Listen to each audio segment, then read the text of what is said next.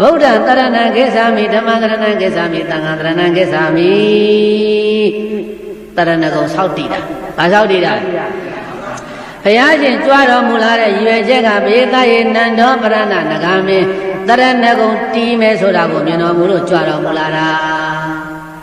နဂါဆိုတာတိရစ္ဆာန်ပဲနဂါဆိုတာဘာလဲဘေသဒါကြောင့်မို့လို့တိရစ္ဆာန်ဆိုတာမဲ့ညာဘုံညာကိုမရနိုင်ဘူးတဲ့ဒါကြောင့်မြတ်စွာဘုရားရှင်ကိုရောမြတ်ကမဲ့ညာဘုံညာကိုမရတော့လဲပဲမဲ့ညာဘုံညာကိုမရတော့လဲပဲဒီနဂါမင်းကြီးသည်တရဏဂုံသုံးပါးတည်သွားပြီတရဏဂုံသုံးပါးတည်ပါသေးဆိုတဲ့ရည်ရွယ်ချက်ဖြင့်ဘုရားရှင်ကိုရောမြတ်ကြွတော်မူလာပြီးတော့ဒုက္ခိခောတုနာဂရသာနာဂရသာနန္ဒောပနနာနဂမေတေတေယဒုက္ခိကိုယ်စိတ်နှပြချမ်းသာခြင်းဟောတုဖြစ်ပါစေဘုရားရှင်ကိုရောမြတ်အဲ့ဒီလိုဒုက္ခိခောတုနာဂရသာလို့နဂမင်းကြီးကိုဆုတောင်းပေးခဲ့ပြီးတော့နဂမင်းမန်သွယ်တွေကျော်တရဏဂုံသုံးပါးတည်သူဗိမာန်သူပြန်သွားတဲ့အခါကျတော့ဘုရားရှင်မြတ်စွာဘုရားရှင်ကိုရောမြတ်ကကောင်းကင်ခရီးကနေပြီးတော့နန္ဒောပနနာနဂမင်းကြီးကို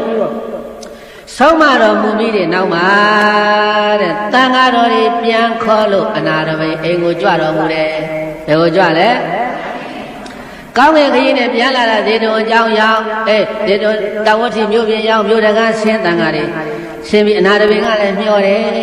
မြတ်စွာဘုရားနဲ့တန်ဃာတွေဆွမ်းသာပင်လာတာမေများမေတယ်လားမသိဘူးမေများမေတယ်လားမသိဘူးကိုချိန်ကြီးမကြွလာသေးဘူးကိုချိန်ကြီးမကြွလာလေဘူးတဲ့အဲ့ဒါမျှော်ရင်ကနေပြီးတော့ဘုရားနဲ့သင်္ဃာတွေရောက်လာတော့ရှင်ဘုရားနောက်ကြလှ ਈ လားဘုရားဘယ်ကြွနေတယ်